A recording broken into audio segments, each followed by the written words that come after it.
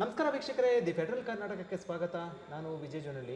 ನಾಳೆ ಅಂದರೆ 29ನೇ ತಾರೀಕು ಗುರುವಾರ ಸಾರಿಗೆ ನೌಕರರು ಪ್ರತಿಭಟನೆಯನ್ನು ಹಮ್ಮಿಕೊಂಡಿರುವಂಥದ್ದು ವಿವಿಧ ಬೇಡಿಕೆಗಳ ಈಡೇರಿಕೆಗೆ ಆಗ್ರಹಿಸಿ. ಅದರಲ್ಲೂ ಕೂಡ ಸರ್ಕಾರ ಬೇಡಿಕೆಗಳನ್ನು ಈಡೇರಿಸೋದಕ್ಕೆ ಸತಾಯಿಸ್ತಿರುವಂಥ ಹಿನ್ನೆಲೆಯಲ್ಲಿ ಇದರ ವಿರುದ್ಧ, ಸರ್ಕಾರದ ವಿರುದ್ಧ ಈಗ ಏನು ಪ್ರತಿಭಟನೆ ಹಮ್ಮಿಕೊಂಡಿರುವಂಥದ್ದು. ಈ ಸಂಬಂಧಪಟ್ಟಂತೆ ಮಾತಾಡೋಕ್ಕೆ ಕರ್ನಾಟಕ ರಾಜ್ಯ ರಸ್ತೆ ಸಾರಿಗೆ ನಿಗಮದ ಕಾರ್ಮಿಕ ಸಂಘಟನೆಗಳ ಜಂಟಿ ಕ್ರಿಯಾ ಸಮಿತಿಯ ನಾಯಕರಾದಂಥ ವಿಜಯ್ ಭಾಸ್ಕರ್ ನಮ್ಮ ಜೊತೆ ಇದ್ದಾರೆ. ಸರ್, ಕಾರ್ಯಕ್ರಮಕ್ಕೆ ಸ್ವಾಗತ. ಸರ್, ಈಗ ನಾಳೆ ಗುರುವಾರ ಪ್ರತಿಭಟನೆ ಯಾವ ರೀತಿ ಇರುತ್ತೆ? ಪ್ರತಿಭಟನೆಯ ಮುಷ್ಕರನ? ಸರ್, ಇದು ಬೆಂಗಳೂರು ಚಲೋ ಕಾರ್ಯಕ್ರಮ ಅಂಥೇಳಿ ರಾಜ್ಯ ಮಟ್ಟದ ಕಾರ್ಯಕ್ರಮಕ್ಕೆ ನಾವು ಕರೆ ಕೊಟ್ಟಿದ್ದೀವಿ. ಇದು ಯಾವುದೇ ಥರದ ಬಸ್ ಸಂಚಾರದಲ್ಲಾಗಲಿ ಸೇವೆಯಲ್ಲಾಗಲಿ ಯಾವುದೇ ರೀತಿಯ ವ್ಯತ್ಯಾಸ ಇರೋದಿಲ್ಲ. ನಾವು ಎಲ್ಲ ಡಿವಿಷನ್ನಿಂದಲೂ ಕನಿಷ್ಠ ಪಕ್ಷ 200 ಜನನಾದರೂ ಭಾಗವಹಿಸಬೇಕು ಈ ಕಾರ್ಯಕ್ರಮದಲ್ಲಿ ಅಂತ. ಯಾರು ರಜದಲ್ಲಿರ್ತಾರೆ, ಯಾರು ವೀಕ್ಲಿ ಆಫ್ನವ್ರು ಇರ್ತಾರೆ, ಯಾರು ಶಿಫ್ಟ್ ಇಳಿದಿರ್ತಾರೆ ಡ್ಯೂಟಿ ಮುಗಿಸಿ, ಆ ಜನಗಳು ಬನ್ನಿ ಅಂತ ನಾವು ಕರೆ ಕೊಟ್ಟಿದ್ದೀವಿ ವಿನಃ 1,15,000 ಜನರಲ್ಲಿ ಒಂದು 8-9 ಜನ ಬೆಂಗಳೂರಿಗೆ ಬಂದರು ಅಂತಂದರೆ ಸಾರಿಗೆ ಸೇವೆಯಲ್ಲಿ ಯಾವುದೇ ರೀತಿ ವ್ಯತ್ಯಾಸ ಇರೋದಿಲ್ಲ. ಯಾವುದೇ ರೀತಿಯ ಬಸ್ಸು ಸ್ಥಗಿತ ಆಗಲಿ, ಸಂಚಾರ ಸ್ಥಗಿತ ಆಗಲಿ, ಮುಷ್ಕರ ಆಗಲಿ ನಾವು ಕರೆ ಕೊಟ್ಟಿಲ್ಲ. ನಾವು ಹೇಳಿರೋದು ಬೆಂಗಳೂರು ಚಲೋ ಕಾರ್ಯಕ್ರಮಕ್ಕೆ ಮಾತ್ರ. ನಾವಿದು ಬೆಳಗ್ಗೆ 11 ಗಂಟೆಗೆ 10:30 ಶುರುವಾದರೆ ಸಾಯಂಕಾಲದವರೆಗೂ 4 ಗಂಟೆವರೆಗೂ ಫ್ರೀಡಮ್ ಪಾರ್ಕಲ್ಲಿ ನಾವು ಪ್ರತಿಭಟನೆ ಮಾಡ್ತೀವಿ. ಸರ್, ನಾವು ನಿರೀಕ್ಷೆ ಮಾಡಿದ್ವಿ, ರಾಮಲಿಂಗಾರೆಡ್ಡಿಯವರು ಡಿಸೆಂಬರ್ 13ನೇ ತಾರೀಕು ಸಭೆ ಮಾಡಿದರು. ಅದಾದ ಮೇಲೆ ನಾವು ಅವ್ರು ಕೊಟ್ಟಂಥ ಪ್ರಸ್ತಾವನೆಯನ್ನು ನಾವು ಒಪ್ಪಲಿಲ್ಲ. ಸರಿ, ನಾನು ಅದನ್ನು ಮತ್ತೆ ಸಭೆ ಕರಿತೀನಿ ಅಂಥೇಳಿ ಹೋದವರು ಇದುವರೆಗೂ ಪತ್ತೆ ಇಲ್ಲ. ಸೊ ನಮಗೆ ಇಂಥ ಸಂದರ್ಭದಲ್ಲಿ ಪ್ರತಿಭಟನೆಗೆ ಇಳಿಯೋದು ಬಿಟ್ಟು ಬೇರೆ ದಾರಿ ಇರಲಿಲ್ಲ. ಸೊ ಮುಖ್ಯಮಂತ್ರಿಗಳು ಬೇರೆ ಎಲ್ಲ ಕಾರ್ಯಕ್ರಮಗಳಿಗೂ ಹೋಗ್ತಾರೆ, ಎಲ್ಲ ಕಡೆಗೂ ಹೋಗ್ತಾರೆ, ಬರ್ತಾರೆ. ಆದರೆ ನಮಗೆ ನಮ್ಮ ಸಮಸ್ಯೆಗಳನ್ನ ಬಗೆಹರಿಸಲಿಕ್ಕೆ ಅವ್ರಿಗೆ ಆಗಲಿ ಸಾರಿಗೆ ಮಂತ್ರಿಗಳಿಗಾಗಲಿ ಮನಸ್ಸಿಲ್ಲ ಅನ್ನೋದು ಭಾಳ ಬೇಜಾರು ವಿಚಾರ. ಕಳೆದ ಕೆಲ ತಿಂಗಳ ಹಿಂದೆ ಪ್ರತಿಭಟನೆ ಮಾಡುವಂಥ ಸಂದರ್ಭದಲ್ಲಿ ಮುಖ್ಯಮಂತ್ರಿಗಳು ಸಾರಿಗೆ ಸಚಿವರು ವಿಧಾನಸೌಧಕ್ಕೆ ಕರೆಸಿ ಸಭೆಯನ್ನು ಮಾಡಿದ್ರು. ನೀವು ಕೂಡ ಸಭೆ ಪಾಲ್ಗೊಂಡಿದ್ರಿ. ಆ ಸಭೆಯಲ್ಲಿ ಏನೇನಾಯ್ತು ಅಂದರೆ ಈಗ ಯಾಕೆ ಪ್ರತಿಭಟನೆ ಮಾಡೋದಕ್ಕೆ ಭಾಳ ಪ್ರಮುಖವಾದಂಥ ಉದ್ದೇಶ ಏನು? ಸರ್, ಈಗ ನವೆಂಬರ್ 26ನೇ ತಾರೀಕು ಮಾನ್ಯ ಮುಖ್ಯಮಂತ್ರಿಗಳು ವಿಧಾನಸೌಧದಲ್ಲಿ ಸಭೆ ನಡೆಸಿದರು. ಅದರಲ್ಲಿ ಅವರು ಒಂದು ಪ್ರಸ್ತಾವನೆಯನ್ನು ಏನು ನಮ್ಮ ಮುಂದೆ ಇಟ್ಟರು ಅಂತಂದರೆ, 14 ತಿಂಗಳ ಅರಿಯರ್ಸನ್ನು ನಾವು ಕೊಡ್ತೀವಿ ಶ್ರೀನಿವಾಸ ಮೂರ್ತಿ ಕಮಿಟಿಯವರು ರೆಕಮೆಂಡ್ ಮಾಡಿರೋ ಪ್ರಕಾರ. ಮತ್ತು ನೆಕ್ಸ್ಟು ಉಳಿದ ಇದನ್ನೆಲ್ಲ ಆಮೇಲೆ ಮಾತುಕತೆ ಮಾಡೋಣ, ನಾವು ಮುಂದಿನ ವೇತನ ಪರಿಷ್ಕರಣೆನ 1/4/26ರಿಂದ ಮಾಡ್ತೀವಿ ಅನ್ನುವಂಥ ಪ್ರಸ್ತಾವನೆಯನ್ನು ಮುಖ್ಯಮಂತ್ರಿಗಳು ಹೇಳಿದರು. ನಾವು ಅದನ್ನು ಒಪ್ಪಲಿಲ್ಲ, ತಿರಸ್ಕಾರ ಮಾಡಿದ್ವಿ. ಅದಾದಮೇಲೆ ಮುಖ್ಯಮಂತ್ರಿಗಳೇನು ಹೇಳಿದರು, ಸಾರಿಗೆ ಸಚಿವರ ಲೆವೆಲಲ್ಲಿ ನೀವು ಮೀಟಿಂಗ್ ಮಾಡಿಸಿ, ಇವ್ಯಾಕೆ ನೀವು 4ನೇ ಮೀಟಿಂಗ್ ಮಾಡ್ತಾಯಿದ್ದೀರಿ, ಏನೂ ಆಗ್ತಾಯಿಲ್ಲ, ನಾವಲ್ಲಿ ಒಂದು ರೌಂಡ್ ಚರ್ಚೆ ಮಾಡ್ತೀವಿ, ಅಕಸ್ಮಾತ್ ಏನಾದರೂ ಅಲ್ಲಿ ಬಗೆಹರಿಲಿಲ್ಲ ಅಂದಾಗ ಆವಾಗ ತಾವು ಮಧ್ಯಪ್ರವೇಶ ಮಾಡೋದಕ್ಕೆ ನಾವೇ ರಿಕ್ವೆಸ್ಟ್ ಮಾಡ್ಕೊಳ್ತೀವಿ, ಅದು ಸೂಕ್ತ ಅನಿಸುತ್ತೆ, ಹಿಂದೆ ಎಲ್ಲ ನಡೆದಿದ್ದು ಹಾಗೆ ಅಂದಾಗ ಅವರು ಇಮ್ಮಿಡಿಯೇಟಾಗಿ ನಾನು ಸಭೆ ಮಾಡಬೇಡ ಅಂತ ಹೇಳಿಲ್ಲ ಅವ್ರಿಗೆ, ಅವ್ರ ಸಭೆ ಕರೀತಾರೆ ಅಂಥೇಳಿ ರಾಮಲಿಂಗಾರೆಡ್ಡಿಯವ್ರ ಕಡೆ ಕೈ ತೋರಿಸಿದರು. ರಾಮಲಿಂಗಾರೆಡ್ಡಿಯವ್ರು ಏನು ಮಾಡಿದರು, ಅವರು 6ನೇ ತಾರೀಕು ಸಭೆ ಅಂಥೇಳಿ ಅಲ್ಲೇ ಅನೌನ್ಸ್ ಮಾಡಿದರು. ಡಿಸೆಂಬರ್ 6ಕ್ಕೆ ಸಭೆ ಅಂದರು. ಆ ಡಿಸೆಂಬರ್ 6ಕ್ಕೆ ಸಭೆ ಅಂತ ಹೇಳಿದವರು MD ಅವರು ದುಬೈಗೆ ಹೋಗಬೇಕಾಗಿದೆ, ಅವರು ಪ್ರಶಸ್ತಿಯನ್ನು ಸ್ವೀಕಾರ ಮಾಡಬೇಕಾಗಿದೆ ಅಂಥೇಳಿ ಅವರು ಹೊರಟರು. ಅದಾದ ಮೇಲೆ 13ನೇ ತಾರೀಕು ಸಭೆ ಕರೆದರು. ಆ 13ನೇ ತಾರೀಕು ಸಭೆಯಲ್ಲಿ ಮುಖ್ಯಮಂತ್ರಿಗಳು ಹೇಳಿದ ಪ್ರಸ್ತಾವನೆಯೇ ಇವರು ಪುನರುಚ್ಚಾರ ಮಾಡಿದರು. ನಾವು ಅದನ್ನು ಮತ್ತೆ ಮುಖ್ಯಮಂತ್ರಿಗಳು ಹೇಳಿದ್ದನ್ನು ನಾವು ಅವತ್ತು ಕೂಡ ಆಗೋದಿಲ್ಲ ಅಂತ ಹೇಳಿದ್ವಿ, ಇದು ಸಾಧ್ಯ ಇಲ್ಲ ಅಂತ ಹೇಳಿದ್ವಿ. ಮತ್ತು ಅದಾದಮೇಲೆ ನಾನು ಸಭೆ ಕರಿತೀನಿ ಅಂತ ಹೇಳಿದವರು ಇವತ್ತು ಜನವರಿ 28 ತಾರೀಕು ಇದುವರೆಗೂ ಯಾವ ಸಭೆಯೂ ಕರೆದಿಲ್ಲ. 2 ತಿಂಗಳಾಯಿತು ಮಾತುಕತೆ ಆಗಿ. ಸೊ 2 ತಿಂಗಳು, 1.5 ತಿಂಗಳಾಗಿದೆ. ಸೊ ಅದಕ್ಕೆ ನಾವು ಇನ್ನು ಇದೇ ರೀತಿ ಅವ್ರು ಎಳ್ಕೊಂಡು ಹೋದರೆ ಇನ್ನು ಜನ ಹತಾಶರಾಗಿದ್ದಾರೆ. ಮತ್ತೀಗ ಅದಕ್ಕೆ ನಾವು ಅವರು ನೋವಿಗೆ, ಅವರ ಸಂಕಷ್ಟಕ್ಕೆ, ಕಷ್ಟಕ್ಕೆ ದನಿ ಕೊಡಬೇಕು ಅಂಥೇಳಿ ಜಂಟಿ ಕ್ರಿಯಾ ಸಮಿತಿ ಈ ಒಂದು ಕಾರ್ಯಕ್ರಮನ ಹಮ್ಮಿಕೊಂಡಿದೆ. ಏನು ಬೇಡಿಕೆ ಏನೇನು ಸರ್ಕಾರದಿಂದ ನಿಮ್ಗೆ ಆಗಬೇಕಾಗಿರುವಂಥ ಬೇಡಿಕೆ? ಸರ್, ನಮಗೆ 1/1/20ರಿಂದ 28/2/2023 38 ತಿಂಗಳ ಏನು ವೇತನ ಪರಿಷ್ಕರಣೆ 15% ಆಗಿದೆ ಆ ಅವಧಿಯಲ್ಲಿ, ಅದರದ್ದು ಅರಿಯರ್ಸು ಕೊಡಬೇಕು. 38 ತಿಂಗಳ ಅರಿಯರ್ಸ್ ಕೊಡಬೇಕು, ಬಾಕಿ ವೇತನ. ಅದು ಸುಮಾರು 1,792 ಕೋಟಿ ರೂಪಾಯಿ ಹೊರೆ ಬರುತ್ತೆ ಸರ್ಕಾರಕ್ಕೆ, ರಾಜ್ಯ ಸರ್ಕಾರನೇ ಕೊಡಬೇಕು. ಅದೊಂದು ಬೇಡಿಕೆ. ಮತ್ತೊಂದು ಅದರಲ್ಲಿ ಈಗಾಗಲೇ ಅವರು 718 ಕೋಟಿ ಕೊಡೋಕೆ ಒಪ್ಪಿದ್ದಾರೆ. ಇನ್ನೊಂದು ಸುಮಾರು ಒಂದು 1,000 ಕೋಟಿ, 1000 ಪ್ಲಸ್ ಫ್ಯೂ ಕ್ರೋರ್ಸು ಕೊಟ್ಟರೆ ಸಮಸ್ಯೆ ಬಗೆಹರಿಯುತ್ತೆ. ಸೊ ನಾವೇನು ಕೇಳ್ತಾ ಇದ್ದೀವಿ ಮಾನ್ಯ ಮುಖ್ಯಮಂತ್ರಿಗಳಿಗೆ, ನೀವು 4,10,000 ಕೋಟಿ ರೂಪಾಯಿದು ಬಜೆಟನ್ನು ಕೊಡ್ತಾ ಇದ್ದೀರಿ. ಈ ವರ್ಷ ಇನ್ನೂ ದಕ್ಷಿಣ ಭಾರತದಲ್ಲಿ ಅತಿ ಹೆಚ್ಚಿನ ಒಂದು ಬಜೆಟ್ ಇರುತ್ತೆ ಅಂತೆಲ್ಲ ಹೇಳ್ತಾ ಇದ್ದಾರೆ. ಇದರಲ್ಲಿ ಸರ್ಕಾರಿ ನೌಕರರಿಗೆ ಸುಮಾರು 1,50,000 1,60,000 ಕೋಟಿ ಪ್ರತಿ ವರ್ಷ ಖರ್ಚಾಗುತ್ತೆ. ಸಾರಿಗೆ ನೌಕರರು ಭಾಳ ಕಷ್ಟಕಾಲದಲ್ಲಿ ಸರ್ಕಾರದ ಒಂದು ಯೋಜನೆಯನ್ನು, ಶಕ್ತಿ ಯೋಜನೆಯನ್ನು ಅನುಷ್ಠಾನ ಮಾಡಿ ಸರ್ಕಾರಕ್ಕೆ ಅತಿ ಕಡಿಮೆ ಖರ್ಚಿನಲ್ಲಿ ತುಂಬ ಒಳ್ಳೆಯ ಹೆಸರನ್ನು ತಂದು ಕೊಟ್ಟಿದೆ. ಇವತ್ತು ಬೇರೆ ರಾಜ್ಯಗಳಲ್ಲಿ ಇದು ಅನುಷ್ಠಾನ ಮಾಡೋಕ್ಕೆ ಆಗಲಿಲ್ಲ. ಇಂಥ ಸಂದರ್ಭದಲ್ಲಿ ಸಾರಿಗೆ ನೌಕರರಿಗೆ 1,000 ಕೋಟಿ ರೂಪಾಯಿ ಕೊಡೋದು ನಿಮಗೆ ಕಷ್ಟನಾ ಅಂತ ಕೇಳಿದಾಗ ಜವಾಬಿಲ್ಲ ಮುಖ್ಯಮಂತ್ರಿಗಳ ಹತ್ರ. ಸರಿ, ಮಾತುಕತೆ ಕರೆದು ಅಟ್ಲೀಸ್ಟ್ ಏನಾದರೂ ಹೇಳಬೇಕಲ್ಲ. ಅದು ಇಲ್ಲ, ಅವರು ಮೀನಮೇಷ ಎಣಿಸಿ ನಮ್ಮನ್ನು ಫ್ರಸ್ಟ್ರೇಟ್ ಮಾಡಿ ಡಿಲೇ ಮಾಡಿ ಆಮೇಲೆ ಕೊಟ್ಟಷ್ಟು ಇಸ್ಕೊಂಡು ಸುಮ್ಮನಾಗ್ತಾರೆ ಅಂತ ಹೇಳಿ ಅವ್ರ ಲೆಕ್ಕಾಚಾರ ಇದೆ ಅಂತ ಕಾಣುತ್ತೆ. ಆ ರೀತಿ ಆಗೋದಿಲ್ಲ. ನಾಳೆ ನಾವು ಭಾಳ ಸ್ಪಷ್ಟವಾಗಿ ಅದೊಂದೇ ಬೇಡಿಕೆ, ಅದೊಂದು. ಎರಡನೇ ಬೇಡಿಕೆ 1/1/24ರಿಂದ 4 ವರ್ಷದ ವೇತನ ಪರಿಷ್ಕರಣೆ ಆಗಬೇಕು ಅಂತೇಳಿ ನಾವು ಡಿಮಾಂಡ್ ಕೊಟ್ಟಿದ್ದೀವಿ. ನಾವು 25% ಕೇಳಿದ್ದೀವಿ. ಅದನ್ನು ಅಕಸ್ಮಾತ್ ಚೌಕಾಸಿ ಮಾಡಿ ಒಂದು ಸ್ವಲ್ಪ ಕಡಿಮೆ ಕೊಡ್ತೀವಿ ಅಂತ ಹೇಳಿದ್ರೆ ಅದು ಚರ್ಚೆ ಮಾಡ್ಬೋದು. 1/1/24ರಿಂದ 4 ವರ್ಷ ಅನ್ನೋ ವಿಚಾರದಲ್ಲಿ ಯಾವುದೇ ರಾಜಿ ಇಲ್ಲ. 38 ತಿಂಗಳ ಅರಿಯರ್ಸ್ ವಿಚಾರದಲ್ಲೂ ನಾವು ಯಾವುದೇ ಥರದ ರಾಜಿ ಮಾಡಲಿಕ್ಕೆ ತಯಾರಿಲ್ಲ. ಬಟ್ ಇದು ಸ್ಪಷ್ಟವಾಗಿ 10 ಸಲ ಹೇಳಿದರೂ ಸಹ ಅವರು ಉದ್ದೇಶಪೂರ್ವಕವಾಗಿ ವಿಳಂಬ ಮಾಡ್ತಾ ಇದ್ದಾರೆ. ಅವ್ರ ಉದ್ದೇಶ ಏನು ಅಂತ ನಮ್ಗೆ ಗೊತ್ತಿಲ್ಲ. ಅದರಿಂದ ನಮಗೆ ಬೇರೆ ದಾರಿ ಇಲ್ಲ. ಈಗ ನಾವು ಅಕಸ್ಮಾತ್ ನೋಟಿಸ್ ಕೊಟ್ಟು ಸ್ಟ್ರೈಕ್ ಮಾಡ್ತೀವಿ ಅಂತ ಹೇಳಿದ್ರೆ ಅವರೇ ತಮ್ಮ ಜನಗಳನ್ನ ಮುಂದೆ ಬಿಟ್ಟು ತಮ್ಮ ಚೇಲಾಗಳ ಮೂಲಕ ಹೈಕೋರ್ಟಲ್ಲಿ PIL ಹಾಕಿಸಿ ಸ್ಟ್ರೈಕ್ ಮಾಡಬಾರ್ದು ಅಂಥೇಳಿ ಕೈಗೆ ಅಡ್ಡ ಹಿಡಿತಾರೆ. ಮತ್ತು ಕನ್ಸಿಲೇಷನ್ನಲ್ಲಿ ಇಶ್ಯೂನ ಡಿಸ್ಪ್ಯೂಟನ್ನು ಅಡ್ಮಿಟ್ ಮಾಡಿಸಿದ್ದಾರೆ. ಕನ್ಸಿಲೇಷನ್ ಇಲ್ಲದೆ ನೀವು ಸ್ಟ್ರೈಕ್ ಮಾಡೋಂಗಿಲ್ಲ. ಇದು ಎಸೆನ್ಷಿಯಲ್ ಸರ್ವೀಸು, ನಾವು ಎಸ್ಮಾ ಜಾರಿ ಮಾಡ್ತೀವಿ ಅಂತಾರೆ. ಸೊ ನಮ್ಮನ್ನು ಈ ಥರ ನಮ್ಮನ್ನು ಕೈ ಕಾಲು ಬಾಯಿ ಎಲ್ಲ ಕಟ್ತೀನಿ ಅಂತ ಹೋದಾಗ ನಾವು ತೀರ್ಮಾನ ಮಾಡಿದ್ದೀವಿ ನೋಟಿಸ್ ಕೊಡದೆ ಸ್ಟ್ರೈಕ್ ಮಾಡ್ತೀವಿ ಅಂತ. ಸೊ ಆ ನೋಟಿಸ್ ಕೊಡದೆ ಸ್ಟ್ರೈಕ್ ಮಾಡಬೇಕು ಅನ್ನೋ ನಮ್ಮ ಈಗಿನ ತೀರ್ಮಾನ ಅಲ್ಲ. ನಾಳೆ ನಾವು ಪ್ರತಿಭಟನೆ ಮಾಡ್ತಾಯಿದ್ದೀವಿ.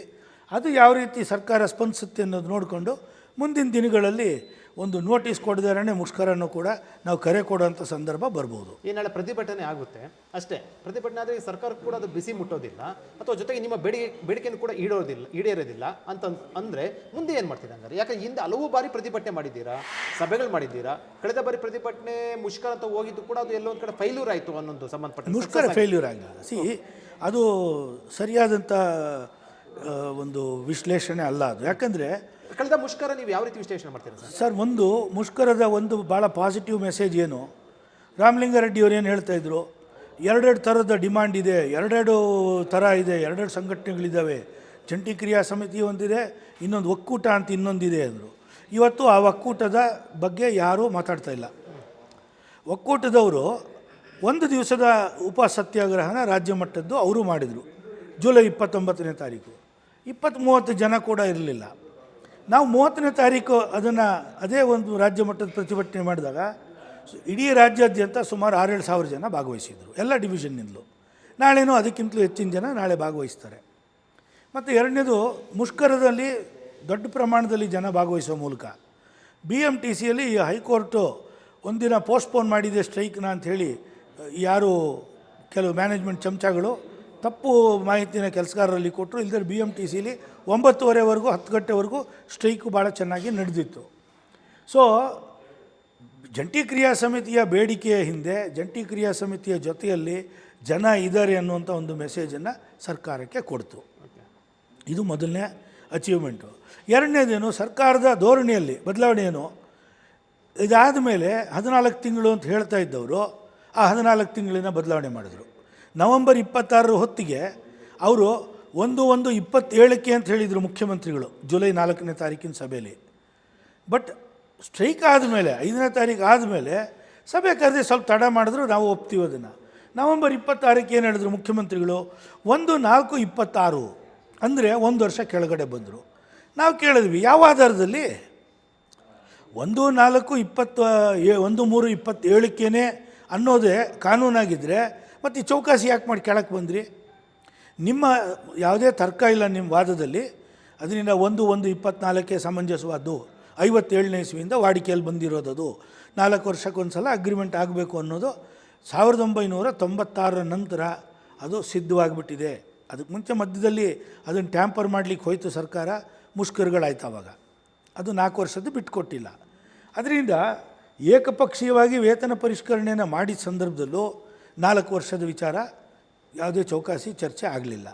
ಅದರಿಂದ ಒಂದು 20 ಇದು ಅಗ್ರಿಮೆಂಟ್ 38 ತಿಂಗಳು ಅಂದಮೇಲೆ ಒಂದು 24ರಿಂದ ನೆಕ್ಸ್ಟ್ 4 ಇಯರ್ಸ್ ಆಗಬೇಕದು ಲಾಜಿಕ್ ಅಂತ ನಾವು ಹೇಳಿದ್ವಿ. ಮುಖ್ಯಮಂತ್ರಿಗಳು 26ನೇ ತಾರೀಕು ನವಂಬರ್ ಸಭೆಯಲ್ಲಿ ಅವ್ರು ಹೇಳಿದ್ರು 1 ವರ್ಷ ಕೆಳಗಡೆ ಇಳಿದು ಬಂದಿದ್ದಾರೆ. ಈ ಎರಡೂ ಬದಲಾವಣೆಗಳು ಕೂಡ, ಒಂದು ಜಂಟಿ ಕ್ರಿಯಾ ಸಮಿತಿಯ ಜೊತೆಯಲ್ಲಿ ಇಡೀ ಸಾರಿಗೆ ನೌಕರರು ಇದ್ದಾರೆ ರಾಜ್ಯಾದ್ಯಂತ ಅನ್ನುವಂಥ ಒಂದು ಮೆಸೇಜ್ ಹೋಗಿರೋದು, ಮತ್ತು ಮುಖ್ಯಮಂತ್ರಿಗಳೇ ಸ್ವತಃ ತಮ್ಮ ನಿಲುವಿನಲ್ಲಿ ಬದಲಾವಣೆ ಮಾಡಿ ಒಂದು ಸ್ವಲ್ಪ ಕೆಳಗಡೆಗೆ ಬಂದಿದ್ದಾರೆ ಅನ್ನೋದು ಅದು ಮುಷ್ಕರದ ಪಾಸಿಟಿವ್ ಇಫೆಕ್ಟು. ಈ ಬಾರಿ ಈಗ ನಾಳೆ ನಡೆಯುವಂಥ ಪ್ರತಿಭಟನೆ ನಂತರ ಮುಂದೆ ನಿರ್ಧಾರ ಏನು? ಕೇವಲ ಪ್ರತಿಭಟನೆಗೆ ಅಷ್ಟೇ ಸೀಮಿತ ಆಗುತ್ತಾ? ಇಲ್ಲ, ಈಗ ಈ ನಾಳಿನ ಪ್ರತಿಭಟನೆ ಸರ್ಕಾರಕ್ಕೆ ಕೊನೆಯ ಎಚ್ಚರಿಕೆ ಗಂಟೆ. ಓಕೆ, ಆಯಿತಾ? ನಾಳೆ ಅವರು ಅವಕಾಶವನ್ನು ಸರಿಯಾಗಿ ಬಳಸ್ಕೊಳ್ಳದೆ ಸರಿಯಾದ ರೀತಿಯಲ್ಲಿ ಇದನ್ನು ಇತ್ಯರ್ಥ ಮಾಡದೇ ಇದ್ದರೆ ನಾವು ಹೇಳ್ತೀವಿ, ನಾವು ಜಂಟಿ ಕ್ರಿಯಾ ಸಮಿತಿಯಲ್ಲಿ ತೀರ್ಮಾನ ಮಾಡಿ ನೋಟಿಸೇ ಕೊಡೋದಿಲ್ಲ, ಏನು ಬೇಕಾದ್ರೆ ಆಗಲಿ, ಎಷ್ಟು ಜನನ ನೀವು ಚಾರ್ಜ್ ಶೀಟ್ ಕೊಡ್ತೀರಾ, ಎಷ್ಟು ಜನನ ಏನು 1,17,000 ಜನನ ನೀವು ಚಾರ್ಜ್ ಶೀಟು ಟ್ರಾನ್ಸ್ಫರು ಕೊಟ್ಟು ಬಸ್ ನಡೆಸಿ ಜನನ 1.25 ಕೋಟಿ ಜನನ ಕರ್ಕೊಂಡು ಹೋಗೋಕ್ಕಾಗತ್ತಾ? ನಾವು ನೋಡ್ತೀವಿ ಅದನ್ನು. ಸೊ ಅದರಿಂದ ನಾಳಿನ ಒಂದು ಬೆಂಗಳೂರು ಚಲೋ ಕಾರ್ಯಕ್ರಮ ಸರ್ಕಾರಕ್ಕೆ ಇನ್ನಷ್ಟು ಸ್ಪಷ್ಟವಾಗಿ ಮನದಟ್ಟು ಮಾಡೋಕ್ಕೆ, ನಾವು ಇನ್ನೂ ಸಹ ನೀವು ನಮ್ಮನ್ನು 63 ತಿಂಗಳು ಸತಾಯಿಸ್ತಾ ಇದ್ದರೂ ಸಹ ಅರಿಯರ್ಸ್ಗೆ 72 ತಿಂಗಳಿಂದ ವೆಯ್ಟ್ ಮಾಡಿಸ್ತಾ ಇದ್ದರೂ ಸಹ ನಾವು ಇನ್ನೂ ನಿಮ್ಮ ಬಗ್ಗೆ ಭರವಸೆ ಇಟ್ಕೊಂಡಿದ್ದೀವಿ, ಮಾತುಕತೆ ಮಾಡಿ ನಮ್ಮ ಸಮಸ್ಯೆಗಳನ್ನ ಬಗೆಹರಿಸ್ತೀರಾ ಅಂಥೇಳಿ ನಂಬಿಕೆ ಇಟ್ಕೊಂಡಿದ್ದೀವಿ. ಈ ನಮ್ಮ ನಂಬಿಕೆ ಹುಸಿ ಆಯಿತು ಅಂದರೆ ಬೇರೆ ದಾರಿ ಇಲ್ಲ. ನೋಟಿಸ್ ಕೊಡದ ಮುಷ್ಕರ ಖಾತ್ರಿ ಆಗುತ್ತೆ. ಅಷ್ಟು ಜನ ಕೂಡ ಎಲ್ಲರೂ ಹೌದು, let us see, will take it as A challenge. ಇದು ಈ ಹಿಂದೆ ಮುಷ್ಕರಗಳು ಪ್ರತಿಭಟನೆಗಳನ್ನು ನಾವು ನೋಡಿದ್ದೇವೆ. ಸೊ ಅದೇ ನೀವು ಕೂಡ ನೋಡಿದ್ದೀರಾ ನಿಮ್ಮ ಇದರಲ್ಲಿ. ಆ ಮುಷ್ಕರಕ್ಕಿಂತ ಇಂದಿನ ಪ್ರತಿಭಟನೆ ಮುಷ್ಕರಕ್ಕಿಂತ ತುಂಬ ಒಂದು ರೀತಿಯಲ್ಲಿ ಕಠಿಣವಾಗಿರುತ್ತಾ ನಾಳೆ ನಂತರ ಅಂತ ಹೇಳ್ಬೋದು? ನಾಳೆ ನಂತರ ಈಗ ನಾವು ಕಠಿಣವಾಗಿ ಅಂದರೆ ನಾವು ಕೆಲಸ ನಿಲ್ಲಿಸ್ತೀವಿ. ನಾವು ಕೆಲಸ ನಿಲ್ಲಿಸಿದ್ವಿ ಅಂತಂದರೆ 1,22,00,000 ಜನ ರಾಜ್ಯದಲ್ಲಿ ಏನು ಓಡಾಡ್ತಾ ಇದ್ದಾರೆ ಅವರೆಲ್ಲರೂ ಕೂಡ ಒಂದು ಕಡೆ ನಿಂತ ಕಡೆನೇ ನಿಲ್ಲಬೇಕು. ಅವರು ಎಲ್ಲಿಂದ ಎಲ್ಲೂ ಊರು ಬೇರೆ ತಮ್ಮ ಜಾಗ ಬಿಟ್ಟು ಎಲ್ಲೂ ಹೋಗೋಕ್ಕೆ ಸಾಧ್ಯ ಇಲ್ಲ. ಇದು ನಾವು ಮಾಡ್ತಕ್ಕಂಥ, ಅದು ಹಿಂದೆ ಮಾಡ್ತಾ ಇದ್ದಿದ್ದು ಅದೇ, ಇವತ್ತು ಮಾಡೋದು ಅದನ್ನೇ ನಾವು.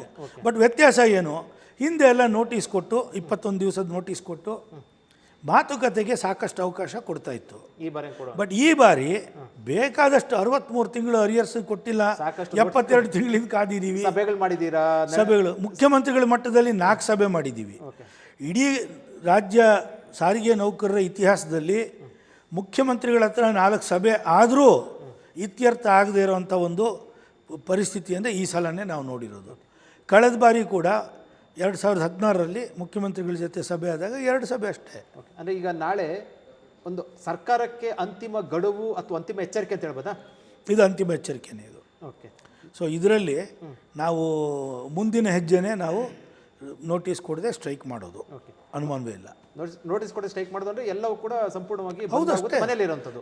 ಎಲ್ಲರೂ ಮನೇಲಿ ಇರ್ತಾರೆ ಅಷ್ಟೇ. ನಾವು ಕೆಲಸ ಸ್ಟೇರಿಂಗ್ ಹಿಡಿಲಿಲ್ಲ ಅಂತಂದರೆ, ಕಂಡಕ್ಟರ್ ಬ್ಯಾಗ್ ಏರಿಸಲಿಲ್ಲ ಅಂತಂದರೆ ಯಾರೂ ಸಹ ಶಕ್ತಿ ಯೋಜನೆಯ ಫಲಾನುಭವಿಗಳಿರ್ಬೋದು, ನಾವು ಅವ್ರಿಗಾಗ್ತಕ್ಕಂಥ ಅನನುಕೂಲವನ್ನು ನಾವು ಖಂಡಿತವಾಗ್ಲೂ ಅವರ ಕ್ಷಮೆ ಕೋರ್ತೇವೆ. ಅವರಿಗೆ ನಮ್ಮ ಸೇವೆಯನ್ನು ನಿಲುಗಡೆ ಮಾಡೋದ್ರಿಂದ ಅವ್ರಿಗಾಗ್ತಕ್ಕಂಥ ಅನನುಕೂಲಕ್ಕೆ ನಾವು ವಿಷಾದ ವ್ಯಕ್ತಪಡಿಸ್ತೀವಿ. ಆದರೆ ನಮಗೆ ಬೇರೆ ದಾರಿ ಇಲ್ಲ. ಸರ್, ಈಗ ನೀವು ಮುಷ್ಕರ ನಾಳೆ ಪ್ರತಿಭಟನೆ ಅದಾದ ಬಳಿಕ ನೀವು ಒಂದು ವೇಳೆ ಸರ್ಕಾರ ತಮ್ಮ ಒಂದು ಬೇಡಿಕೆಗೆ ಸ್ಪಂದಿಸಲಿಲ್ಲ ಅಂತಂದರೆ ಅಂತಿಮವಾಗಿ ತಾವು ಕೆಲಸಕ್ಕೆ ಗೈರಾಗುವ ಮೂಲಕ ನೋಟಿಸ್ ಕೊಡದೆ ಪ್ರತಿಭಟನೆ ಮಾಡ್ತೀರಾ. ಸರ್ಕಾರನೂ ಕೂಡ ಒಂದಷ್ಟು ಆಲ್ಟರ್ನೇಟಿವ್ ಕೂಡ ಯೋಚನೆ ಮಾಡುತ್ತೆ. ಈಗ ಕಳೆದ ಬಾರಿ ಮುಷ್ಕರ ಸಂದರ್ಭದಲ್ಲಿ ಕೂಡ ಕರೆತಂದಿದ್ರು, ಅಥವಾ ನಿಮ್ಮಲ್ಲಿರುವಂಥ ಒಂದಷ್ಟು ಡಿವೈಡ್ ಮಾಡಿ ಒಂದಷ್ಟು ನೌಕರರನ್ನ ಬಸ್ ಚಾಲನೆಗೆ ಅಥವಾ ನೌಕರರು ಹಾಜರಾಗುವಂತ ಮಾಡಿದರು. ಈ ಬಾರಿ ಆ ರೀತಿ ಆತಂಕ ಇದೆಯಾ? ಸರ್, ಈಗ ನಮ್ಮ ವಿಚಾರ ಇಷ್ಟೇ. ಈಗ ಸಾರಿಗೆ ವ್ಯವಸ್ಥೆಯನ್ನು ನಿರಾಕರಣೆ ಮಾಡಿ ಪ್ಯಾಸೆಂಜರ್ಸಿಗೆ ತೊಂದರೆ ಕೊಡಬೇಕು ಅನ್ನೋದು ನಮ್ಮ ಉದ್ದೇಶ ಅಲ್ಲ. ಪ್ಯಾಸೆಂಜರ್ಸಿಗೆ ತೊಂದರೆ ಆಗುತ್ತೆ ಅನ್ನೋದು ಸತ್ಯ. ಅದು ಸರ್ಕಾರ ಆ ಪ್ಯಾಸೆಂಜರ್ಸ್ಗೆ ನಾವು ಬೇರೆ ರೀತಿ ವ್ಯವಸ್ಥೆ ಮಾಡ್ತೀವಿ ಇನ್ನೊಂದು ಅಂತ ಹೇಳಿದ್ರೆ ನಾವು ಅದನ್ನೆಲ್ಲ ತಡಿಲಿಕ್ಕೆ ಖಂಡಿತ ನಮಗೇನು ಉದ್ದೇಶಗಳಿಲ್ಲ. ಆದರೆ ಪಾಯಿಂಟ್ ಏನು ಅಂದರೆ, ನಾವು ಸರ್ಕಾರ ನಮ್ಮ ಮುಷ್ಕರವನ್ನು ಮುರಿತೀವಿ, ಪಬ್ಲಿಕ್ ಇಂಟ್ರೆಸ್ಟ್ ಲಿಟಿಗೇಷನ್ ಹಾಕಿಬಿಡ್ತೀವಿ, ಹೈಕೋರ್ಟಿಂದ ಸ್ಟೇ ತಂದು ಬಿಡ್ತೀವಿ, ನಾವು ಅದನ್ನು ಯಾವುದು ಕೇರ್ ಮಾಡಲ್ಲ ಈ ಸಲ. ಯಾಕೆ ನೋಟಿಸೇ ಕೊಡೋದಿಲ್ಲ? ನೋಟಿಸ್ ಕೊಟ್ಟರೆ ತಾನೇ ನೀವೇನಾದ್ರು ಹೇಳೋದು, ನೋಟಿಸ್ ಕೊಡಲ್ಲ. ಯಾವತ್ತು ಮುಷ್ಕರ ಆಗುತ್ತೆ, ಶುರು ಆಗುತ್ತೆ ನಮಗೂ ಗೊತ್ತಿಲ್ಲ, ನಮಗೆ ಗೊತ್ತಿಲ್ಲ. ಅದರಿಂದ ಇದು ನಾವು ಭಾಳ ಸ್ಪಷ್ಟವಾಗಿದ್ದೀವಿ. ಇಷ್ಟು ದಿನ ಕಾದಿದ್ದೀವಿ, ತಾಳ್ಮೆಯಿಂದ ಸಾಕಷ್ಟು ಅವಕಾಶ ಕೊಟ್ಟಿದ್ದೀವಿ. ಮುಖ್ಯಮಂತ್ರಿಗಳೇ 4 ಸಭೆ ಮಾಡಿದ್ರು 1,000 ಕೋಟಿ ರೂಪಾಯಿಗೆ ಇನ್ನೂ ಎಳೆದಾಡ್ತಾರೆ ನಮ್ಮನ್ನು ಅಂತಂದರೆ ಏನು ಮಾಡ್ಬೇಕು ನಾವು? ಬೀದಿಗಿಳಿಯೋದು ಬಿಟ್ಟರೆ ನಮಗೆ ಬೇರೆ ದಾರಿ ಇಲ್ಲ. ಅದರಿಂದ ಸರ್ಕಾರ ಏನು ಮಾಡುತ್ತೆ ಮಾಡಿಕೊಳ್ಳಿ. ನಮ್ಮ ಬೇಡಿಕೆ ವಿಚಾರದಲ್ಲಿ ನಾವು ಸ್ಪಷ್ಟವಾಗಿದ್ದೀವಿ. ನಾಳೆ ಬೇಡಿಕೆ ಈಡೇರಲಿಲ್ಲ ಅಂದರೆ ಒಂದು ರೀತಿಯಲ್ಲಿ ಸಾಮೂಹಿಕ ರಜೆಯನ್ನ ಮನೇಲಿ ಇರೋದು. ನಾನು ರಜೆ ಪ್ರಶ್ನೆ ಇಲ್ಲ. ರಜೆ ನೀವು ಅರ್ಜಿನಾದರೂ ಬರೀಬೇಕು. ಸಾಮೂಹಿಕ ಕೆಲಸಕ್ಕೆ ಬರೋದಿಲ್ಲ ಅಂತ. ನಾವು ಕೆಲಸಕ್ಕೆ ಬರೋದಿಲ್ಲ, ಏನು ಮಾಡ್ತೀರೋ ಮಾಡ್ಕೊಳ್ಳಿ. ಏನು ಡಿಸ್ಮಿಸ್ ಮಾಡ್ತೀರಾ, ಸಸ್ಪೆಂಡ್ ಮಾಡ್ತೀರಾ, ನೋಡೋಣ ವಿಲ್ ಸಿ. ಸೊ ಅದರಿಂದ ನಾವು ಈ ದಾರಿಯನ್ನೆಲ್ಲ ಬಿಟ್ಟು ಇದನ್ನೆಲ್ಲ ಆಲೋಚನೆ ಮಾಡಿದೆ. ನಾಳೆನೂ 20 ಸಂಜೆವರೆಗೂ ಟೈಮ್ ಇದೆ. ಮಾತುಕತೆ ಕರೆದು ಸಮಸ್ಯೆ ಬಗೆಹರಿಸ್ತೀವಿ ಅಂತ ಹೇಳಿದ್ರೆ ನಾವು ನಾಳಿನ ಸಭೆಯಲ್ಲೇ ಸರ್ಕಾರಕ್ಕೆ ಥ್ಯಾಂಕ್ಸ್ ಹೇಳ್ತೀವಿ. ಒಂದು ವೇಳೆ ಅದಾಗಲಿಲ್ಲ ಅಂತಂದರೆ ನಾವು ಸರ್ಕಾರಕ್ಕೆ ಧಿಕ್ಕಾರಕ್ಕೆ ಹೋಗ್ತೀವಿ ಅಷ್ಟೇ. ಒಂದು ಧಿಕ್ಕಾರಕ್ಕೆ ಹೋಗ್ತೀರಾ, ಸಭೆ ಒಂದು ತೀರ್ಮಾನವನ್ನು ಒಂದು ದಿನವನ್ನು ಹೇಳ್ತೀರ ಅಲ್ಲ, ಬರೋದಿಲ್ಲ. ಅಲ್ಲ ಅದು ನಾನು ಹೇಳೋದು, ಅದು ಜಂಟಿ ಕ್ರಿಯಾ ಸಮಿತಿ ತೀರ್ಮಾನ ಮಾಡೋದು. ನಾವು ಈ ಕ್ಷಣದವರೆಗೂ ನಾವು ಅದ್ರ ಬಗ್ಗೆ ಚರ್ಚೆನೂ ಮಾಡಿಲ್ಲ, ತೀರ್ಮಾನನೂ ಮಾಡಿಲ್ಲ. ನಾವು ಸರ್ಕಾರಕ್ಕೆ ಕೊನೆಯ ಅವಕಾಶ ನಾಳೆ ಪ್ರತಿಭಟನೆ, ಬೆಂಗಳೂರು ಚಲೋ ಪ್ರತಿಭಟನೆ. ಇಡೀ ರಾಜ್ಯಾದ್ಯಂತ ಜನ ಬರ್ತಾರೆ. ನಮ್ಮ ತಿಳುವಳಿಕೆಯಲ್ಲಿ ಸುಮಾರು 8-10 ಸಾವಿರ ಜನ ಬರ್ತಾರೆ. ಇನ್ನು ಸಭೆ ನಡೆಸುವಂಥದ್ದು ಅಥವಾ ಮೀಟಿಂಗ್ಗಳು ಮಾಡುವಂಥದ್ದು ಅಂದರೆ ಇನ್ನು ಈ ರೀತಿ ಯಾವುದಕ್ಕೂ ಕೂಡ ಇನ್ನು ಅವಕಾಶ ಇಲ್ಲ ಅಂತ ಹೇಳ್ತಾರೆ. ಅಲ್ಲ, ನನ್ನ ಪ್ರಶ್ನೆ ಆಗಲ್ಲ. ಈಗ ನಾಳೆ ಸ್ಟ್ರೈಕೇ ಆಯಿತು ಅಂತಲೇ ತಿಳ್ಕೊಳ್ಳಿ, ನೋಟಿಸ್ ಕೊಡದೆ ಮಾತುಕತೆಗೆ ನಾವು ಬರೋದಿಲ್ಲ ಅಂತ ಯಾವತ್ತೂ ಹೇಳಲ್ಲ. ಯಾಕೆಂದರೆ 2ನೇ ಮಹಾಯುದ್ಧ 1ನೇ ಮಹಾಯುದ್ಧ ಕೂಡ ವರ್ಷಗಟ್ಟಲೆ ಯುದ್ಧ ಮಾಡಿದ್ರು ಕೊನೆಗೆ ಅಕ್ರಾಸ್ ದ ಟೇಬಲೇ ಸಾಲ್ವ್ ಆಗಿದ್ದು. ಅದರಿಂದ ಮಾತುಕತೆಗೆ ಬರೋದಿಲ್ಲ ಅನ್ನೋದು ನಮ್ಮ ಇದರಲ್ಲಿ. ನೀವು ಮಾತುಕತೆಗೆ ಕರೆದಿಲ್ಲ ಅನ್ನೋ ಕಾರಣಕ್ಕೆ ನಾವು ಇದೆಲ್ಲ ಮಾಡ್ತಾ ಇರೋದು. ಮಾತುಕತೆ ಕರೆದು ಸಮಸ್ಯೆ ಬಗೆಹರಿಸಿದ್ರೆ ಇದರ ಯಾರು ಇಂಟ್ರೆಸ್ಟ್ ಸರ್? ಮಾತುಕತೆಗೆ ಬರ್ತಾ ಇಲ್ಲ ಅಥವಾ ಸಭೆಗೆ ಏನು ಸರಿಯಾಗಿ ಈ ಬೇಡಿಕೆ ಈಡೇರ್ತಾ ಇಲ್ಲ ಅನ್ನೋ ಕಾರಣ ಸಾರಿಗೆ ಸಚಿವರು ಅಥವಾ ಮುಖ್ಯಮಂತ್ರಿಗಳು? ಇಲ್ಲ, ನಾವು ವ್ಯಕ್ತಿಗತವಾಗಿ ಅವರು ಇವರು ನಾವು ಹೇಳಕ್ಕೆ ಹೋಗಲ್ಲ. ಆಡಳಿತ ವರ್ಗ ಮತ್ತು ಸರ್ಕಾರ ಅಷ್ಟೇ. ವ್ಯಕ್ತಿಗತವಾಗಿ ಸಾರಿಗೆ ಮಂತ್ರಿಗಳು ಮುಖ್ಯಮಂತ್ರಿಗಳು ಅಂತ ನಾವು ಹೇಳಲಿಕ್ಕೆ ಹೋಗೋದು. ನಿಮ್ಮ ಸಾರಿಗೆ ನೌಕರರ ಒಕ್ಕೂಟ, ಸಾರಿಗೆ ನೌಕರರ ಒಂದು ಏನು ಒಕ್ಕೂಟ ಇರ್ಬೋದು ಅಥವಾ ನಿಮ್ಮ ಜಂಟಿ ಕ್ರಿಯಾ ಸಮಿತಿ ಎಲ್ಲವೂ ಕೂಡ ಎಲ್ಲ ಒಗ್ಗಟ್ಟಾಗಿದೆಯಾ? ಅಲ್ಲ, ಈಗ ಸಾರಿಗೆ ನೌಕರರ ಒಕ್ಕೂಟ ಏನಿದೆ ಅವ್ರ ಜೊತೆ ಒಳಗೆ ನಾವೇನು ಚರ್ಚೆ ಮಾಡಿಲ್ಲ. ಕಾರಣ ಏನು, ಅವರು ಕಳೆದ ಬಾರಿ ಈ ಮ್ಯಾನೇಜ್ಮೆಂಟ್ ಜೊತೆಯಲ್ಲಿ ಕೈ ಜೋಡಿಸಿ ಪಬ್ಲಿಕ್ ಇಂಟ್ರೆಸ್ಟ್ ಲಿಟಿಗೇಷನ್ ಹಾಕೋದಕ್ಕೆ ಅವರು ಕಾರಣಕರ್ತರು. ಅವ್ರು ಇದಕ್ಕೆಲ್ಲ ಬೆನ್ನಿಂದೆ ನಿಂತು ಕೆಲಸ ಮಾಡಿದ್ದಾರೆ, ಶಕುನಿ ಕೆಲಸ ಮಾಡಿದ್ದಾರೆ. 2010 ಲಾಸ್ಟ್ 24ನೇ ಇಸ್ವಿ ಡಿಸೆಂಬರ್ 31 ಸ್ಟ್ರೈಕ್ ಮಾಡುವಾಗ ನಾವು ಈ ಸ್ಟ್ರೈಕಿಗೆ ಬೆಂಬಲ ಇಲ್ಲ ಅಂತ ಹೇಳಿ ಅವರು ಪ್ರೆಸ್ ಮೀಟ್ ಎಲ್ಲ ಮಾಡಿದ್ದಾರೆ. ಸೊ ಈಗ ನಾವು ಅವ್ರ ಜೊತೆಲಿ ಏನಂತ ಸೇರೋಣ? ಈ ಮೂಲಕ ನೀವು ಸಾರಿಗೆ ನೌಕರರ ಒಕ್ಕೂಟಕ್ಕೆ ಏನಂತ ಹೇಳಕ್ಕೆ ಬಯಸ್ತೀರಿ ವಿಜಯ ಭಾಸ್ಕರ್? ನಾವೇನಿಲ್ಲ, ನಾವು ಹೇಳ್ತೀವಿ ಭಾಳ ಸ್ಪಷ್ಟವಾಗಿ ನಮ್ಮದು ಜಂಟಿ ಕ್ರಿಯಾ ಸಮಿತಿಯಿಂದ ಅವರಿಗೆ ಒಂದು ಆಫರ್ ಕೊಟ್ವಿ. ನೀವು ನಿಮ್ಮ ಬೇಡಿಕೆಗೆ ಏನು ಸಮಾನ ವೇತನ ಇದೆ ಅದಕ್ಕೆ ನೀವು ಮುಷ್ಕರಕ್ಕೆ ಕರೆ ಕೊಡಿ, ನಾವು ಬೆಂಬಲ ಕೊಡ್ತೀವಿ. ಇಲ್ವಾ, ಬಾಯಿ ಮುಚ್ಕೊಂಡು ನಮ್ಮ ಹೋರಾಟಕ್ಕೆ ಬೆಂಬಲ ಕೊಡಿ. ನಾಳೆ ನೀವು ಪ್ರತಿಭಟನೆಗೆ ಮುಂದಿನ ಹೋರಾಟಕ್ಕೆ ಬನ್ನಿ ಅಂತ ಏನಾದರೂ ಹೇಳ್ತೀರಾ ನೌಕರ ಒಕ್ಕೂಟಕ್ಕೆ? ಇಲ್ಲ, ನಾವು ಅವ್ರನ್ನೇನು ಕೇಳೋದಿಲ್ಲ. ಬಂದರೆ ನಾವು ಜನರಿಗೆ ಹೇಳ್ತೀವಿ. ಅವ್ರು ಬಂದರೆ ನಾವು ಒಂದು ಷರತ್ತು ಏನಿದೆ, ಒಂದು ಈ ಬೇಡಿಕೆಗಳೇನಿದೆ 38 ತಿಂಗಳ ಅರಿಯರ್ಸು, 1/1/24ರಿಂದ 4 ವರ್ಷದ ವೇತನ ಒಪ್ಪಂದ, ಈ ಬೇಡಿಕೆನ ಅವ್ರು ಒಪ್ಕೋಬೇಕು. ಎರಡನೇದೇನು, ಅವ್ರು ಏನು 31ನೇ ತಾರೀಕು ಲಾಸ್ಟ್ ಇಯರ್ ಡಿಸೆಂಬರಲ್ಲಿ ಮುಷ್ಕರವನ್ನು ಬೆಂಬಲಿಸೋದಿಲ್ಲ ಅಂತ ಹೇಳಿ ಜನಗಳಿಗೆ ಅನ್ಯಾಯ ಮಾಡಿದ್ರು. ಮತ್ತು ಆಗಸ್ಟ್ 5ನೇ ತಾರೀಕು ಮುಷ್ಕರ ಶುರುವಾದಾಗ ಶಕುನಿ ಥರ ಮ್ಯಾನೇಜ್ಮೆಂಟ್ ಜೊತೆಯಲ್ಲಿ ನಿಂತು PIL ಹಾಕೋದಕ್ಕೆ ಅವ್ರ ಜೊತೆಯಲ್ಲಿ ಸಹಕಾರ ಕೊಟ್ಟು ಆ ಮುಷ್ಕರಕ್ಕೆ ಅಡ್ಗಾಲ ಹಾಕಿದ್ದಾರೆ. ಇದಕ್ಕೆ ಅವರು ಜನಗಳಿಗೆ ಕ್ಷಮೆ ಕೇಳಲಿ. ಇದು ಡಿಲೇ ಆಗಲಿಕ್ಕೆ ಸರ್ಕಾರ, ಮುಖ್ಯಮಂತ್ರಿಗಳು ರಾಮಲಿಂಗಾರೆಡ್ಡಿಯವ್ರಿಗಿಂತಲೂ ಈ ಯಾರು ಈ ಮನೆ ಮುರುಕರಿದ್ದಾರೆ, ಏನು 21 ಮತ್ತು 20ರಲ್ಲಿ ಒಂದು ಡಿಮಾಂಡ್ ಕೂಡ ಸರಿಯಾಗಿ ಹಾಕಕ್ಕೆ ಬರದೆ ನರಳಿಸಿ ಸಾವಿರಾರು ಜನನ ಬೀದಿ ಪಾಲು ಮಾಡಿದ್ರು, ಆ ಮನೆ ಹಾಳರ ಕಾರಣ ಇವತ್ತು. ಅದರಿಂದ ಅವರನ್ನು ನಾವು ಕರೆಯೋ ಪ್ರಶ್ನೆ ಇಲ್ಲ, ನಾವು ಭಾಳ ಸ್ಪಷ್ಟವಾಗಿದ್ದೀವಿ. ಅವ್ರು ನಮಗೆ ಬೆಂಬಲ ಕೊಟ್ಟರೆ ನಾವೇನು ಬೇಡ ಅನ್ನಲ್ಲ. ಅಂತಿಮವಾಗಿ ಸರ್, ಈಗ ಜಂಟಿ ಕ್ರಿಯಾ ಸಮಿತಿ ಪ್ರತಿಭಟನೆ ಮಾಡುತ್ತೆ ಮತ್ತು ಮನೆಗೆ ಹೋಗ್ತಾರೆ ಅಥವಾ ಸಭೆಗಳು ಬರ್ತಾರೆ ಹೋಗ್ತಾರೆ ಅನ್ನುವಂತಹ ಭಾವನೆಗೆ ಅಥವಾ ಆ ರೀತಿ ಒಂದು ಸರ್ಕಾರ ಧೋರಣೆಗೆ ಬಂದಿದೆ ಅಂತಲೇ ಇಟ್ಕೊಳ್ಳಿ. ಸೊ ಏನು ಮಾಡ್ತಾರೆ, ಬಂತಾರೆ ಪ್ರತಿಭಟನೆ ಮಾಡ್ತಾರೆ ಹೋಗ್ತಾರೆ, ಇವ್ರ ಕೈಲಿ ಏನಾಗುತ್ತೆ ಅನ್ನುವಂಥ ಸರ್ಕಾರದ ಒಂದಷ್ಟು ಮನೋಧೋರಣೆಗೆ ಅಥವಾ ಅವ್ರಿಗೇನು ಹೇಳಕ್ಕೆ ಬಯಸ್ತೀರಾ? ಸರ್, ಸರ್ಕಾರ ಆ ರೀತಿ ನಮ್ಮ ಸಾರಿಗೆ ನೌಕರನ್ನ ಭಾಳ ಲೈಟಾಗಿ ತೊಗೊಂಡಿದ್ರೆ ಭಾಳ ದೊಡ್ಡ ತಪ್ಪು ಮಾಡ್ತಾಯಿದ್ದಾರೆ. ಭಾಳ ದೊಡ್ಡ ತಪ್ಪು ಮಾಡ್ತಾಯಿದ್ದಾರೆ ಸಿದ್ದರಾಮಯ್ಯನವರು ಮತ್ತು ರಾಮಲಿಂಗಾರೆಡ್ಡಿಯವರು. ಆ ತಪ್ಪು ಅವ್ರು ಮಾಡೋದಿಲ್ಲ. ಅವರು ಸಾಕಷ್ಟು ಅನುಭವಸ್ಥರು, ರಾಜಕೀಯವಾಗಿ ನುರಿತವರು. ಸಾರಿಗೆ ನೌಕರರ ಮುಷ್ಕರದ ಪರಿಣಾಮ ರಾಜಕೀಯವಾಗಿ ಏನಾಗುತ್ತೆ ಅನ್ನೋದು ಲೆಕ್ಕಾಚಾರ ಅವ್ರಿಗೆ ಗೊತ್ತಿದೆ. ಅದರಿಂದ ಆ ತಪ್ಪು ಮಾಡ್ತಾರೆ ಅವರು ಅಂತ ನಾವು ತಿಳ್ಕೊಳ್ಳಲ್ಲ. ಮತ್ತು ಎರಡನೇದು, ಒಂದು ವೇಳೆ ಬಂಡತನ ಮಾಡಿದ್ರು ಅಂದ್ಕೊಳ್ರಿ, ನಾವು ಹೇಳ್ತೀವಿ ನೋಟಿಸು ಕೊಡಲ್ಲ, ಸ್ಟ್ರೈಕ್ ಮಾಡ್ತೀವಿ, ಏನು ಮಾಡ್ತೀರೋ ಮಾಡಿ, ಅಷ್ಟೇ. ಅದಕ್ಕೆ ಬರ್ತಾರೆ, ಪ್ರತಿಭಟನೆ ಮಾಡ್ಕೊಳ್ತಾರೆ, ಇವ್ರ ಕೈಲಿ ಏನಾಗುತ್ತೆ ಬಿಡಿ. ಲೆಟ್ ಅಸ್ ಸಿ ನಾವು ಹೇಳೋದು ನಮ್ಮ ಒಂದು ತಾಳ್ಮೆಗೂ ಮಿತಿ ಇದೆ. And at the same time ನಾವು ತಮ್ಮ ಮೂಲಕ ರಾಜ್ಯದ ಜನರಲ್ಲಿ ಮತ್ತು ಪ್ರಯಾಣಿಕರಲ್ಲಿ ಕೇಳೋದು ಏನಂದರೆ, ಸರ್ಕಾರ ಈ ರೀತಿಯ ತೀರ್ಮಾನ ಮಾಡಿ ನಿಮ್ಮ ಒಂದು ಅನನುಕೂಲಕ್ಕೆ ಕಾರಣರಾದರೆ ನೀವು ದಯವಿಟ್ಟು ಸರ್ಕಾರಕ್ಕೆ ಧಿಕ್ಕಾರಕ್ಕೆ ಹೋಗಬೇಕು, ನಮ್ಮ ಬೇಡಿಕೆಗಳನ್ನ ಬೆಂಬಲಿಸಿ ಅಂತ ನಾವು ಕೇಳ್ತೀವಿ. ನಾಳೆ ಪ್ರತಿಭಟನೆಯಲ್ಲಿ ಯಾವುದೂ ಕೂಡ ಸಾರಿಗೆ ಸಂಚಾರ ವ್ಯತ್ಯಾಸ ಆಗೋದಿಲ್ಲ. ಮುಂದೆ ತೀರ್ಮಾನವನ್ನು ನೋಡಿಕೊಂಡು ಆದರೆ ನೀವು ಜವಾಬ್ದಾರಿ ಅಲ್ಲ, ನಾವು ಜವಾಬ್ದಾರಲ್ಲ, ನಾವೇ ಕರೆ ಕೊಡ್ತೀವಿ, ನಾವೇ ಜವಾಬ್ದಾರರು. ಓಕೆ, ನಮ್ಮನ್ನು ತಲೆ ಮೇಲೆ ಹೋಗಿ ಅವ್ರೇನು ಬಸ್ ನಡ್ಸೋಕ್ಕಾಗೋದಿಲ್ಲ ಅವರು. ನಾವು ಅಕಸ್ಮಾತ್ ಕರೆ ಕೊಡ್ತೀವಿ ಅಂದರೆ ನಾವೇ ಜವಾಬ್ದಾರರು, ಏನಾದರೂ ನಾವು ಫೇಸ್ ಮಾಡ್ತೀವಿ. ಏನು ಇದನ್ನು ನೋಟಿಸ್ ಕೊಡದೆ ಮಾಡಿದ್ರಿ ಅಂತೇಳಿ ನಮ್ಮನ್ನು ಜೈಲಿಗೆ ಹಾಕ್ತಾರ? We are ready to face, we will face it. ನಾವೇ responsible, we don't run away from responsibility. But ಅದಕ್ಕೆ ಕಾರಣ ಸರ್ಕಾರ ಅನ್ನೋದು ಹೇಳ್ತೀವಿ, ಜವಾಬ್ದಾರಿ ನಾವೇ. ಕರೆದು ಮಾತುಕತೆ ಮಾಡಿರಿ, ಯಾವಾಗಲೂ ಬಗೆಹರಿಸ್ತೀವಿ. ಈ ಮೂಲಕ ಅಂತಿಮ ಸರ್ಕಾರಕ್ಕೆ ಅಂತಿಮ ಗಡುವು ಅಂತ ಹೇಳ್ಬೋದು, ಅಂತಿಮ ಎಚ್ಚರಿಕೆ ಅಂತ ಹೇಳ್ಬೋದಲ್ವಾ ನಾಳೆಯ? ನಾಳಿನ ಪ್ರತಿಭಟನೆ ಕೊನೆ, ಕೆಲಸ ಸ್ಥಗಿತ ಇಲ್ಲದ ಕೊನೆ ಪ್ರತಿಭಟನೆ ನಾಳೆ. ಥ್ಯಾಂಕ್ ಯು, ಅಷ್ಟಂತೂ ನಾವು ಹೇಳ್ತೇವೆ. ಧನ್ಯವಾದ ಸರ್. ಓಕೆ ವೀಕ್ಷಕರೇ, ಇದು ವಿಜಯ ಭಾಸ್ಕರ್ ಅವರ ಹೇಳಿಕೆ. ಅವರು ಭಾಳ ಸ್ಪಷ್ಟವಾಗಿ ಹೇಳಿರುವಂಥದ್ದು, ಈ ಹಿಂದೆ ಹಲವು ಬಾರಿ ಪ್ರತಿಭಟನೆಗಳ ಮುಷ್ಕರವನ್ನು ಮಾಡಿದ್ದೇವೆ, ನಾಳೆನೂ ಕೂಡ ಪ್ರತಿಭಟನೆ ಮಾಡ್ತಾ ಇರುವಂಥದ್ದು. ಮುಂದೆ ಒಂದೆರಡು ಮುಷ್ಕರ ಮಾಡಿದ್ರು ಕೂಡ ಅದೇ ರೀತಿ ಇರುತ್ತೆ. ಆದರೆ ಸರ್ಕಾರಕ್ಕೆ ಇದು ಕೊನೆಯ ಎಚ್ಚರಿಕೆ. ಯಾಕೆಂದರೆ ನಾಳೆ ಸರ್ಕಾರ ನಮ್ಮ ಬೇಡಿಕೆಗೆ ಈಡೇರಲಿಲ್ಲ, ಬೇಡಿಕೆಯನ್ನು ಈಡೇರಿಸಲಿಲ್ಲ ಅಂತಂದರೆ, ನಮ್ಮ ಬೇಡಿಕೆಗೆ ಸ್ಪಂದನೆ ಕೊಡಲಿಲ್ಲ ಅಂತಂದರೆ ನೋಟಿಸ್ ಕೊಡದೆ ಮುಷ್ಕರವನ್ನು ಮಾಡ್ತೇವೆ, ನೋಟಿಸ್ ಕೊಡದೆ ಕೆಲಸಕ್ಕೆ ಗೈರಾಗ್ತೀವಿ ಅಂತ ಹೇಳೋ ಮೂಲಕ ಅಂತಿಮವಾದಂಥ ಎಚ್ಚರಿಕೆಯನ್ನು ಸರ್ಕಾರಕ್ಕೆ ರವಾನೆ ಮಾಡಿರುವುದು. ಸರ್ಕಾರ ಇದನ್ನು ಹೇಗೆ ಪರಿಗಣಿಸುತ್ತೆ ಅನ್ನೋದನ್ನ ಕಾದು ನೋಡಬೇಕಾಗಿದೆ.